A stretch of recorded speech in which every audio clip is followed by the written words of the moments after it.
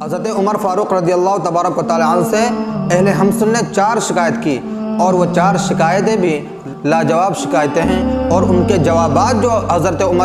عمر فاروق رضی اللہ تبارک و تعالی عنہ کے سامنے حضرت سعد نے پیش فرمائے، وہ بھی 4 سوالات کے جوابات بھی بہت ہی انوکھے ہیں۔ انت نور اللہ فجرا جئت بعد العسر یسرا۔ السلام علیکم ورحمۃ اللہ تعالی وبرکاتہ۔ پیارے ناظرین، امید ہے کہ آپ خیریت و عافیت سے ہوں گے۔ ہم نے جو سلسلہ شروع کیا تھا، وہ سلسلہ وہ کارواں اپنے منزل مقصود تک پہنچنے کے لیے رواں دواں ہے۔ پیارے ناظرین، ہم نے پچھلی ویڈیو میں آپ کو حضرت عمر فاروق رضی اللہ تبارک و تعالی عنہ کے عدل و انصاف کے تعلق سے ایک بہت ہی بہترین ویڈیو، ایک بہت ہی بہترین بات آپ کے سماعتوں کے حوالے کیے تھے۔ آج ہم پھر حضرت عمر فاروق رضی اللہ تبارک و تعالی عنہ کے تعلق سے ایک بہت ہی دلچسپ واقعہ، ایک بہت ہی لاجواب واقعہ آپ کے سامنے پیش کرتے ہیں۔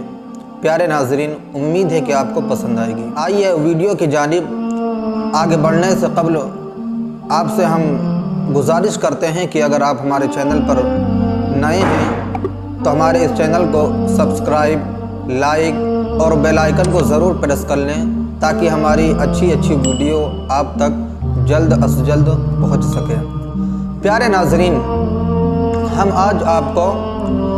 اہل حمص کا ایک واقعہ بیان کریں گے۔ اہل حمص ایک جگہ کا نام ہے، اور جب حضرت امیر المؤمنین عمر فاروق رضی اللہ تبارک و تعالی عنہ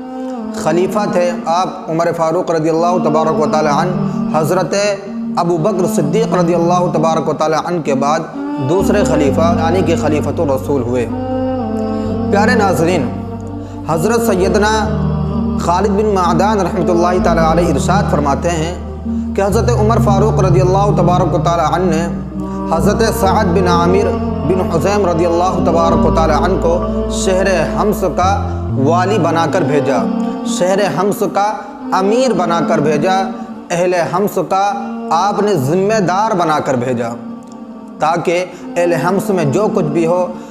اور جو بھی نظام قائم ہو اس کی دیکھ ریکھ کریں اور لوگوں کو سیدھی راہ کی طرف بلائیں۔ پیارے ناظرین، جب آپ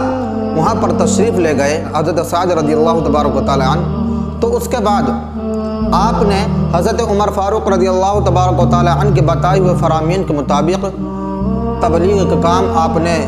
شروع فرمایا، اور ساتھ ہی ساتھ جو بھی لوگوں کے معاملات ہوتے تھے ان کو آپ سماعت فرماتے اور بہترین سے بہترین فیصلہ اور اپنے اعتبار سے ہر چیز کی دیکھ ریکھ فرماتے تھے۔ اس کے بعد کچھ دنوں کے بعد حضرت عمر فاروق رضی اللہ تبارک و تعالی عنہ کا شہر حمص میں آنا ہوا۔ آپ شہر حمص میں تشریف لے کر آئے تاکہ دیکھیں کہ اہل حمص کا ماحول کیسا ہے، اہل حمص میں شانتی اور امن ہے یا نہیں۔ اسی کو سوچ کر جب حضرت امیر المؤمنین عمر فاروق رضی اللہ تبارک و تعالی عنہ شہر حمص میں رونق افروز ہوئے، تو وہاں پر آپ نے لوگوں سے دریافت فرمایا کہ کیا تم لوگوں کے درمیان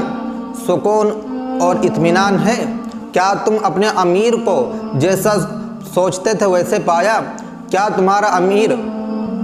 اللہ رب العزت اور رسول اللہ صلی اللہ تعالیٰ علیہ وسلم کے بتائے ہوئے فرامین کے مطابق کارآمد ہوتا ہے، اسی طرح اپنا کام انجام دیتا ہے؟ پیارے ناظرین، جب حضرت عمر فاروق رضی اللہ تبارک و تعالیٰ عنہ نے یہ ارشاد فرمایا، تو اہل حمص نے آپ سے حضرت سعد رضی اللہ تبارک و تعالی عنہ کی 4 شکایتیں کی۔ حضرت عمر فاروق رضی اللہ تبارک و تعالی عنہ سے اہل حمص نے 4 شکایت کی، اور وہ 4 شکایتیں بھی لاجواب شکایتیں ہیں، اور ان کے جوابات جو حضرت عمر فاروق رضی اللہ تبارک و تعالی عنہ کے سامنے حضرت سعد نے پیش فرمائے، وہ بھی 4 سوالات کے جوابات بھی بہت ہی انوکھے ہیں۔ پیارے ناظرین، اہل حمص، پہلے ہم آپ کو یہ بتا دیں، اہل حمص اسے کوفہ صغرا کہا جاتا ہے، یعنی کہ کوفہ والے شکایتوں کرنے میں بہت آگے، تو انہیں کبرا اور انہیں صغرا کہا جاتا ہے اہل حمص کو۔ پیارے ناظرین، پہلا سوال پہلی شکایت انہوں نے حضرت عمر فاروق رضی اللہ تبارک و تعالی عنہ کے سامنے پیش کی کہ ہمارے پاس بہت دیر سے تشریف لاتے ہیں، یا ہمارے پاس دن چڑھے تشریف لے کر آتے ہیں۔ دوسری شکایت انہوں نے عرض کی کہ یہ رات کو کسی کی تکلیف نہیں سنتے ہیں، دوسری شکایت۔ اور پھر پیارے ناظرین تیسری شکایت انہوں نے یہ کی کہ مہینے میں ایک دن ایسا آتا ہے کہ یہ ہمارے پاس بالکل تشریف ہی نہیں لاتے ہیں، نہ جانے کہاں یہ رہتے ہیں۔ پیارے ناظرین یہ تیسری شکایت ان کی تھی۔ اور چوتھی شکایت انہوں نے یہ کی کہ کبھی کبھی ان پر اتنا رنج و غم طاری ہوتا ہے، ان میں اتنی رقت والی کیفیت طاری ہوتی ہے کہ یہ بے ہوش ہو جاتے ہیں، یہ اپنے آپ سے باہر ہو جاتے ہیں، یہ آپے سے باہر ہو جاتے ہیں۔ پیارے ناظرین حضرت عمر فاروق رضی اللہ تبارک و تعالی عنہ جب یہ 4 شکایتوں کو سنتے ہیں تو حضرت سعد رضی اللہ تبارک و تعالی عنہ کو طلب فرماتے ہیں، اور پھر بارگاہ خداوندی میں دعا کرتے ہیں، اے میرے مولا مجھے آج فیصلہ کرنے میں بہترین اور ساتھ ہی ساتھ فراست والی فیصلہ کرنے کی توفیق عطا فرمانا۔ پیارے ناظرین اس کے بعد حضرت عمر فاروق رضی اللہ تبارک و تعالی عنہ کے طلب کرنے پر حضرت سعد رضی اللہ تبارک و تعالی عنہ تشریف لائے۔ ایک طرف حضرت سعد رضی اللہ تبارک و تعالی عنہ ہے، ایک طرف اہل حمص والے ہیں، اور حضرت عمر فاروق رضی اللہ تبارک و تعالی عنہ تشریف فرما ہے ایک جانب۔ اب آپ ارشاد فرماتے ہیں کہ اے اہل حمص اپنی شکایتیں تم اپنے امیر کو بتاؤ تاکہ ان کے جوابات یہ دیں۔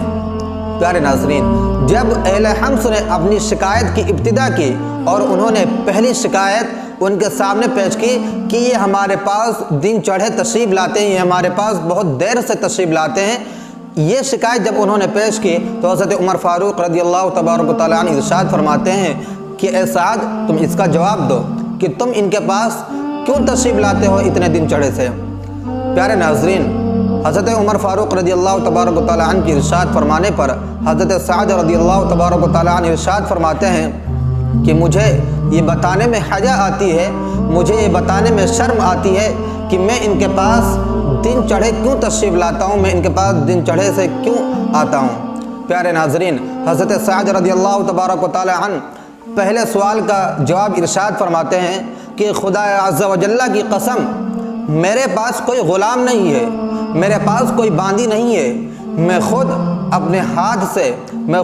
صبح اٹھ کر اپنے ہاتھ سے آٹا پیستا ہوں، اور آٹا پیسنے کے بعد اپنے ہاتھ سے ہی روٹی پکاتا ہوں، اور پھر روٹی پکا کر اسے کھا کر ان کے پاس آتا ہوں۔ پہلے سوال کا جواب آپ نے ارشاد فرمایا۔ پھر آپ حضرت عمر فاروق رضی اللہ تبارک و تعالی عنہ نے ارشاد فرمایا کہ اہل حمص میں سے جو چند افراد وہاں پر موجود تھے آپ نے ان کی طرف مخاطب ہو کر ارشاد فرمایا کہ تم دوسری شکایت اپنے امیر کو سناؤ تاکہ اس کا بھی جواب تمہیں دیا جائے۔ تو اہل حمص دوسری شکایت اپنے امیر کی جانب پیش کرتے ہیں اور عرض گزار ہوتے ہیں کہ رات کو کسی کی تکلیف نہیں سنتے ہیں۔ اللہ اکبر۔ حضرت عمر فاروق رضی اللہ تبارک و تعالیٰ عنہ ارشاد فرماتے ہیں کہ اے سعد جواب دو۔ وہ جواب دیتے ہیں اور عرض گزار ہوتے ہیں یا امیر المؤمنین میں نے دن کو مخلوق کے لیے خاص کر رکھا ہے اور رات کو اللہ رب العزت کے لیے، یعنی میں دن میں لوگوں کی حاجت روائی سن کر ان کے مطابق فیصلہ کرتا ہوں، ان کی حاجت روائی کو سن کر اسی اعتبار سے اپنے کام کو انجام دیتا ہوں، لیکن رات میں اپنے خدا کی بارگاہ میں کھڑے ہو کر نماز وغیرہ اور ساتھ ہی ساتھ تمام وہ معاملات کرتا ہوں تاکہ مجھے بھی خدا کی بارگاہ میں حاضر ہو کر شرمندگی نہ اٹھانی پڑے۔ مجھے خدا کی بارگاہ میں حاضر ہونے کے لیے کچھ تو نیک اعمال ہونا چاہیے، تو اسی لیے میں رات کو خدا کے لیے خاص کر رکھا ہوں۔ اللہ اکبر۔ پھر حضرت عمر فاروق رضی اللہ تبارک و تعالیٰ عنہ ارشاد فرماتے ہیں اے اہل حمص تیسرا سوال تم پیش کرو، تیسری شکایت عرض کرو۔ پیارے ناظرین اہل حمص عرض کرتے ہیں کہ یا امیر المومنین یہ مہینے میں ایک دن ایسا بھی آتا ہے کہ ہمارے پاس تشریف ہی نہیں لاتے ہیں۔ آپ ارشاد فرماتے ہیں کہ اس کا بھی جواب دو۔ وہ عرض گزار ہوتے ہیں یا امیر المومنین خدا عز و جل کی قسم میں امیر تو ہوں ضرور، لیکن میں فقر و فاقہ والی زندگی گزارا کرتا ہوں۔ میرے پاس ایک ہی لباس ہے اور مہینے میں ایک دن میں اس کو دھوتا ہوں اور دھونے کے بعد میں اس کو سکھاتا ہوں اور سکھا کر اسے پہنتا ہوں، پہن کر پھر میں ان کے پاس آتا ہوں۔ اور میرے پاس چونکہ کوئی دوسرا لباس نہیں ہے کہ میں ان کے پاس پہن کر آ جاؤں، میں ان کے پاس پہن کر چلا آؤں، اس لیے میں اسی لباس کو دھل کر پہن کر میں اسی لباس کو دھل کر سکھا کر پہن کر تو میں ان کے پاس آتا ہوں۔ میرے مہینے میں ایک دن نہ آنے کی وجہ یہ ہے۔ پیارے ناظرین، 3 سوالات کے جواب آپ نے ارشاد فرمائے۔ اب چوتھا، اور آپ غور سے سنیں پیارے ناظرین کہ آپ نے کیا ارشاد فرمایا اور کیا جواب دیا آپ نے۔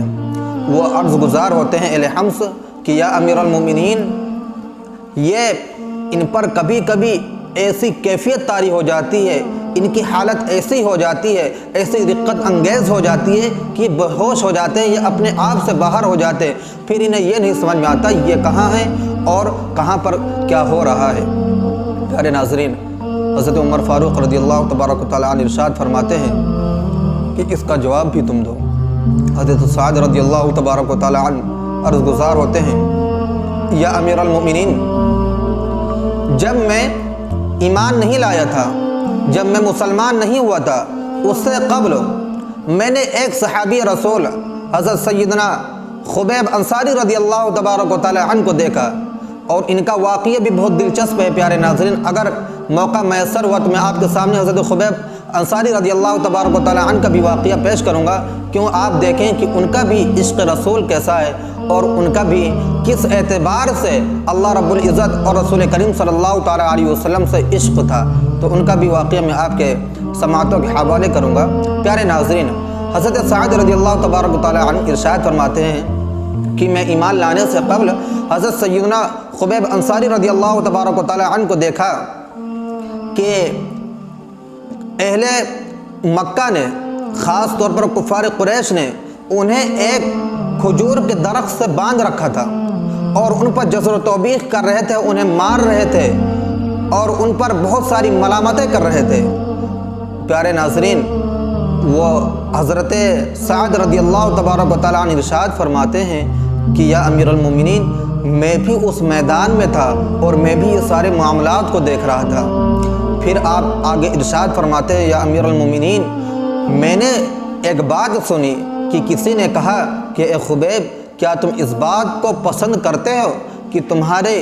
اس تکلیف میں، تمہارے اس تکلیف کے مقام پر تمہاری جگہ تمہارے آقا، تمہارے رسول محمد رسول اللہ صلی اللہ تعالیٰ علیہ وسلم ہو اور تمہیں اس سے ہٹا دیا جائے، تمہیں اس سے چھٹکارا دے دیا جائے؟ پیارے ناظرین، حضرت سیدنا خبیب انصاری رضی اللہ تبارک و تعالیٰ عنہ کا جواب سنو۔ آپ ارشاد فرماتے ہیں اے کفار قریش، تم تو یہ بہت بڑی اور بہت ہی دور کی بات کرتے ہو کہ میرے مقام پر نبی کریم صلی اللہ تبارک و تعالیٰ عنہ کو، میرے مقام پر نبی کریم صلی اللہ تعالیٰ علیہ وآلہ وسلم کو باندھا جائے معاذ اللہ اور بہت سارے معاملات کیے جائیں۔ میں تو اس بات کو بھی ناپسند کرتا ہوں کہ نبی کریم صلی اللہ تعالیٰ علیہ وآلہ وسلم کے پیر مبارکہ میں کوئی کانٹا بھی چبھے، میں اس بات کو بھی ناپسند کرتا ہوں۔ اللہ اکبر، کیسا عشق تھا حضرت خبیب انصاری رضی اللہ تبارک و تعالیٰ عنہ کو نبی کریم صلی اللہ تعالیٰ علیہ وآلہ وسلم سے۔ اسی لیے تو کسی نے تو کہا تھا نا کہ اگر حضور سے عشق ہو جائے، اگر حضور سے محبت ہو جائے تو پھر دنیا میں کوئی بھی، کسی بھی، چاہے جتنی بھی اچھی چیز ہو، چاہے جتنی بھی عمدہ چیز ہو، اس کی جانب نظر نہ کرتے ہوئے وہ نبی کریم صلی اللہ تعالیٰ علیہ وآلہ وسلم کی جانب متوجہ ہوا کرتا ہے۔ پیارے ناظرین، پھر آپ نے اپنے جواب کو آگے بڑھاتے ہوئے ارشاد فرماتے ہیں کہ میں بھی ان میں موجود تھا، اور جب میں حضرت خبیب انصاری رضی اللہ تبارک و تعالیٰ عنہ کے ان معاملات کو اور ان چیزوں کو سوچتا ہوں تو ان چیزوں کے سوچنے کی وجہ سے مجھ پر یہ کیفیت طاری ہو جاتی ہے، مجھ پر یہ حالت میری یہ حالت ہو جاتی ہے، اسی وجہ سے میں بے ہوش ہو جاتا ہوں۔ اللہ اکبر، ذرا سوچو